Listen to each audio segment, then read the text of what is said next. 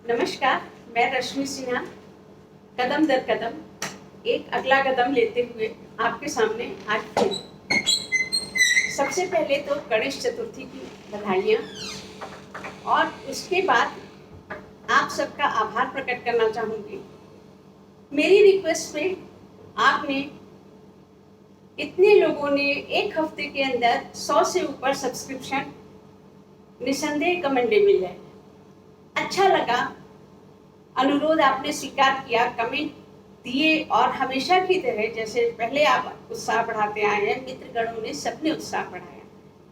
अब इससे बढ़ के क्या हो सकता है कि मैं कुछ भी लिखूं या कुछ भी बोलूं, आप लोग मेरे साथ में। तो इस बात का भी धन्यवाद। और अब कहाँ से शुरुआत करूंगी आज पता नहीं। सबसे पहले तो शुरुआत करती हूँ गणेश चतुर्थी से ही। उसके बाद ये बातचीत कहाँ पहुंचेगी ये भी नहीं बता सकती। तो गणेश चतुर्थी की बात जब करते हैं तो कल मैं मार्केट गई तो लाइन से सुंदर सुंदर गणेश जी की मूर्तियां देख के जी ललच उठा। फिर पूछा, क्योंकि मेरे दिमाग में था नहीं, सौरभ ने भी पूछा कि मम्मी ये गणपति स्थापना वाला गणेश चौथ है क्या? मैंने कहा सौरभ पता नहीं। अब चूंकि बचपन से ये सब देख के नहीं बड़े हुए थे हम लोग की यूपी में, ये सब जब बचपन बीता, बचपन क्या ग्रेजुएशन पोस्ट ग्रेजुएशन आगे भी शादी के सालों तक कभी ये नहीं था कि घर घर गणपति आ रहे हैं, स्थापित किए जा रहे हैं और विसर्जित किए जा रहे हैं। आस्था की बात थी। जो वैसे ये मुख्यतः ये गणपति बप्पा मोरिया महाराष्ट्र का है, सबको ज्ञात होगा। तो वहाँ भी वहाँ के गणपति, वहाँ के मोदक फिर धीरे धीरे हिंदी स्पीकिंग बेल्ट में आए। यूपी, एमपी, बिहार सब जगह ये गणपति स्थापना होने लगी। और आगे भी क्या बताऊं, जब मैं इस सोसाइटी में आई 2 साल पहले गौर सिटी में, तो यहाँ नेचुरली हम लोग भी गणपति या गणेश चतुर्थी या जन्माष्टमी, दिवाली कैंपस में ही चूंकि मंदिर है, बहुत अच्छा सस्ता था, हम लोग वहाँ जाते थे और वहाँ दर्शन किए और लौट के फिर अपने घर में लग गए। लेकिन इस हाई लेवल तक इस साल भी देख रही हूँ कि नीचे हम लोग की लॉबी में झालर सजावट इस कदर है इस साल, शायद राम मंदिर बनने की खुशी में। ठीक बात है, स्थापना हो रही है। मेरी फेसबुक मित्र भी बहुत उत्साहित हैं। कई लोगों से पूछा कि तुम गणपति स्थापित कर रही हो? सबका जवाब हाँ में आया। कुछ बिहार से, कुछ होंगे ऐसे जिन्होंने नहीं स्थापित किया होगा या नहीं विसर्जित किया होगा, लेकिन अधिकांश का जवाब हाँ में था। और नेचुरली आज सबके गणपति दिखाई भी देंगे फेसबुक पे, बधाई देते हुए एक दूसरे को। मन ललचता है मेरा, बेसिकली हिंदू हूँ और इस तरह से देख के लगा गणपति।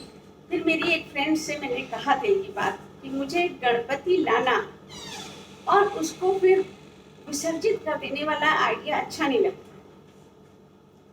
उसने कहा दी, अगर नहीं अच्छा लगता तो अच्छी मूर्ति लाइए, उसको रहने दीजिएगा अपने घर के मंदिर में। हमने कहा हाँ ये अच्छा आइडिया है, चलो ले आते हैं। सौरभ चलते हो, एक गणेश जी की मूर्ति लेके आते हैं और उसको रखेंगे घर में, विसर्जित नहीं करेंगे। फिर यूं ही अपनी एक बचपन की सहेली को किया कि तुम करती हो क्या गणपति स्थापना? उसने कहा जब हम लोग स्कूल में थे, तुम्हें क्या याद है क्या कि हम लोगों ने कभी गणपति स्थापना की हो या इस तरह के जुलूस निकले हो? नहीं याद था उसको। उसने कहा, उसका भी वही जवाब था जो मेरा, बस एक से एक को बल मिला। हमने कहा कि जो चीज आज तक नहीं की है उसको सिर्फ देखा देखी करने को, और जो लोग करते चले आ रहे हैं या जब शुरू हुआ होगा यूपी में, बिहार में, महाराष्ट्र से चल के पहुंचा होगा और उन लोगों ने इसको अडॉप्ट किया होगा कि नहीं ये अच्छा है। या कांवड़ यात्रा ले लीजिए कि हाँ कांवड़ कहाँ हुआ करते थे। मुझे याद है कि हरिद्वार में पोस्टिंग थी पापा की, तब कांवड़िए निकलते थे, हरिद्वार का जल लेके जाते थे, लेकिन अब तो कांवड़ हर मोहल्ले में, हर छोटे शहर में, बड़े शहर में ये कांवड़ यात्रा के लिए ट्रैफिक रुकता है, सब कुछ होता है। मैं क्रिटिसाइज करने की मूड में नहीं हूँ, लेकिन बस ये देखा है कि अगर किसी गाड़ी ने आगे निकलने की कोशिश की, कांवड़िए उसको ठोक देते हैं, धप धप कर देंगे उसकी गाड़ी में या कुछ कर देंगे। तो एनी हाउ, मतलब कांवड़ हो या स्थापना हो या दही मटकी हो, व्हाटएवर, जब ये चीजें प्रदर्शन पे आ जाती है, आस्था एक अलग चीज है और प्रदर्शन एक अलग चीज है। जब बात प्रदर्शन पे आ जाती है तो प्रदर्शन से ही दूसरा जुड़ा तत्व है थकान। आप जितना ज्यादा प्रदर्शन करते जाओगे, जितनी सजावट करोगे, जितनी आतिशबाजी करोगे, जितना रंग खेलोगे कि हाँ अब हम सोशल मीडिया पे इसको डालेंगे, पिक्स डालेंगे, जो त्योहार, जो आस्था के त्योहार या जो प्रेम के त्योहार सीधे साधे ढंग से मनाए जाते थे, वो अब जो है भव्य रूप ले चुके हैं और उसको रोकना एक तरह से असंभव होता है और कहना भी नहीं चाहिए।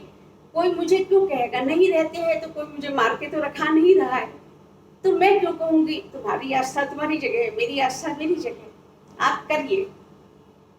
ऐसा कभी नहीं होगा कि मैं किसी मंदिर के सामने से निकलूं तो या मैं दर्शन करने ना घुस जाऊं या ना जाऊं, लेकिन एक प्रदर्शन वाली चीज से मुझे थोड़ी आपत्ति लगती है, लेकिन तब भी मैं कहती नहीं। आज चूंकि मन बन गया था कि चलो गणपति लाएं, फिर मुझे लगा मैं कब से इसमें पढ़ने लग गई। बहुत लोग होंगे, क्या सबके मन में ऐसा विचार आया होगा। तो ये तो बात थी गणपति उत्सव की, कुछ अपने मन की कह दी, कुछ आप लोग भी कहेंगे। आपके देखने से, आपकी व्यूइंग से पता चल जाएगा कि कौन क्या सोचता है, आपके कमेंट्स बता देंगे। तो ये तो सीरियस बातें हो गई। हमेशा मैं आपको कविता ही सुनाती आई हूँ या फिर हल्की फुल्की बातें या कुछ इसी टाइप की, जन्माष्टमी पे बोल दिया या कुछ कर दिया। मैं छोटी कहानियाँ, बड़ी कहानियाँ ये भी लिखती हूँ। आज उसकी शुरुआत करती हूँ पहली कहानी से, जो मैंने राइटर्स गिल्ड कनाडा में डाली थी और वहाँ से अप्रूव हुई थी। बस वो कहानी मेरे सामने है। हालांकि एक ये पुस्तक भी है, मैंने छपवाई थी, लघु से दीर्घ तक। इसका नाम है लघु से दीर्घ तक, जिसमें मेरी छोटी बड़ी कहानियां हैं। इसी में वो पहली कहानी छपी है जो मेरी पहली कहानी थी और जहाँ से मैंने कहानी की दिशा में पढ़ना शुरू किया। बाद में कविता में, छोटे लेख में, व्यंग में सुनाती रहूंगी आपको और आपसे हमेशा बातें होती रहेंगी। फिलहाल मेरी ये कहानी रिक्शा वाला सुनिए। व्याकुल मन की वेदना व्यथा लेकर, कुछ शांति पाने की आस में, कुछ हल्के होने के प्रयास में स्वतः ही कदम मंदिर की ओर खींचे चले। रिक्शे वाले से पूछा, मंदिर का क्या लोगे? बाबूजी 40 रुपए लगेंगे। दिमाग खराब है, 4 कदम मंदिर, इतना पैसा? चढ़ाई है बाबूजी। 15 मिनट बहस के उपरांत 30 रुपए में उसे तय कर मैं गंतव्य की ओर बढ़ चला। रिक्शे वाले का कथन सही था। चढ़ाई में उतर रिक्शा खींच उसने पुनः पैडल मारना शुरू किया। बीच बीच में अपने गमछे से मुंह पोंछता हुआ वो रिक्शे वाला पता नहीं क्यों अब मेरा ध्यान आकृष्ट कर रहा था। श्रम के आधिक्य के कारण उसकी पीठ व वस्त्र पसीने में तरबतर हो रहे थे। अनायास मैंने उससे पूछा, दिन भर में कितना कमा लेते हो? 100 से 150 के बीच, हाँफते हुए स्वर में उत्तर आया। मैं मन ही मन गुणा करके देख रहा था। उसकी महीने भर की आय 3000 या 4000 से अधिक न थी। घर में कौन कौन है? माँ बाप, 4 बच्चे और घरवाली, ये उत्तर आया। यानी 8 आदमियों का परिवार। मैं पुनः सोच में पड़ गया। मंदिर आने पर मैंने उससे कहा, अगर कोई सवारी न मिले तो रुके रहना, लौटना भी है। ये हिदायत देता हुआ मैं मंदिर की सीढ़ियां चढ़कर ऊपर पहुंचा। आरती चल रही थी और घंटियों का स्वर वातावरण में गूंज रहा था। श्रद्धालु गण हाथ जोड़ भक्ति भाव से खड़े थे। मैंने भी हाथ जोड़कर आंखें मूंदकर चित्त को एकाग्र करने का प्रयास किया। आश्चर्य! मेरी आंखों के आगे ईश्वर की मूर्ति के बजाय वो चेहरे से कंधे से अंगोछे से श्वेत कण पूछता हुआ रिक्शे वाला नाच रहा था। मन की व्याकुलता शांत होने के बजाय और बढ़ गई। थके कदमों से नीचे उतरा तो रिक्शे वाला वही था। अपने गंतव्य तक पहुंचते पहुंचते मैं शायद किसी निर्णय तक भी पहुंच चुका था।